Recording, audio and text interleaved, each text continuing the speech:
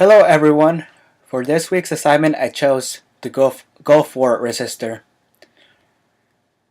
I'll begin by first giving a short background about the event and then I'll reenact the short speech. January 15, 1991, Operation Desert Shield began. Nearly half a year after Saddam Hussein invaded Kuwait, coalitions from all over the world united in fear of Iraq extending its power further in the Middle East.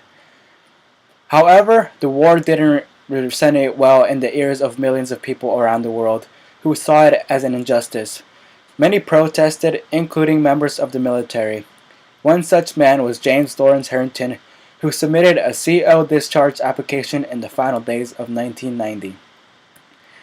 This event was preluded by the 1980s, where low oil prices made it difficult for Iraq to make its payments to Kuwait, who helped Iraq during Iraq's war with Iran.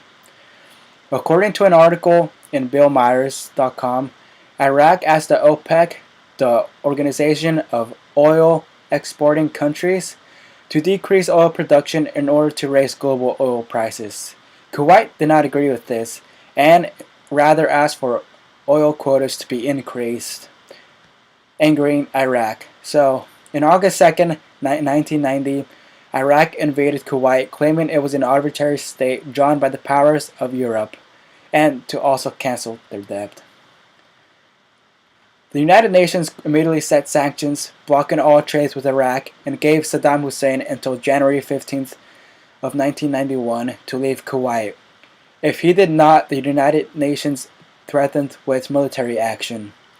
President George Bush knew the citizens of the United States would protest a war in the Middle East if he did not present it correctly and made the right impressions, and if he did not act quickly.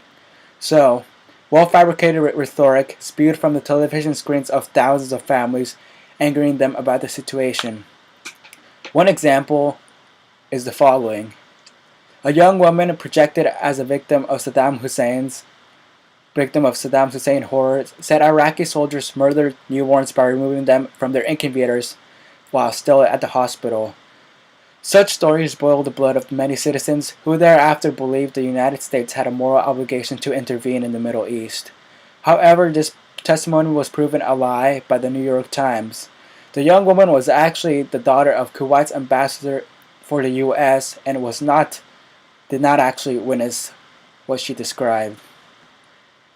Thus, despite the president's efforts and for powers all over the world, anti-war movements shook the streets from Morocco to Germany to the United States.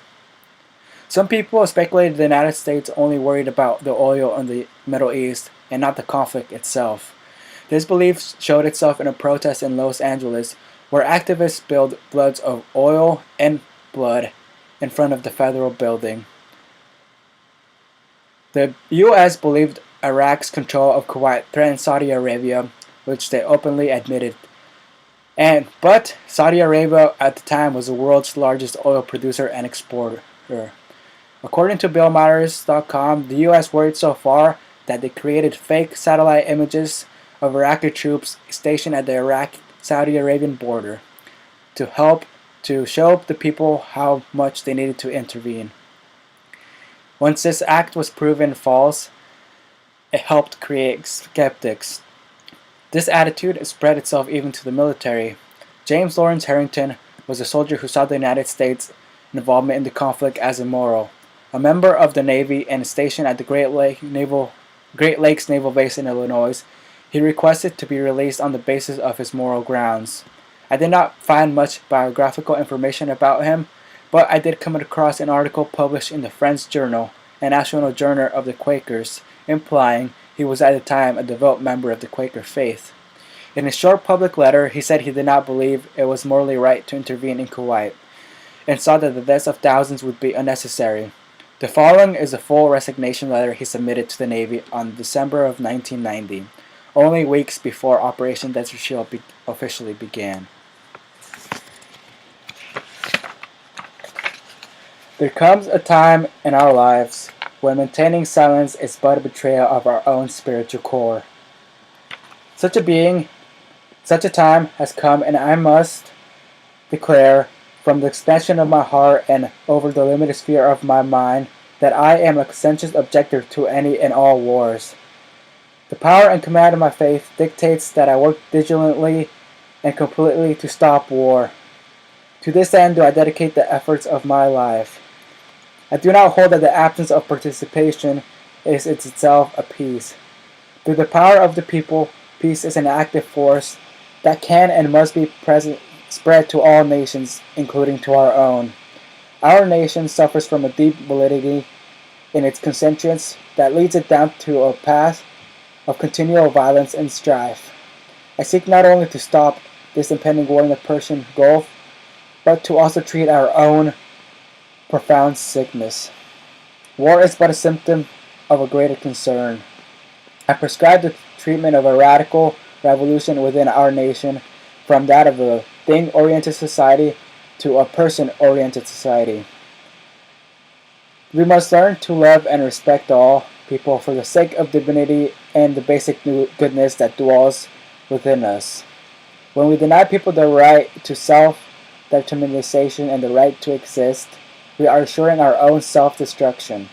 In order to save my nation and in order to not betray my own soul, I take this open stance of opposition to all wars. Sincerely, James Lawrence Harrington.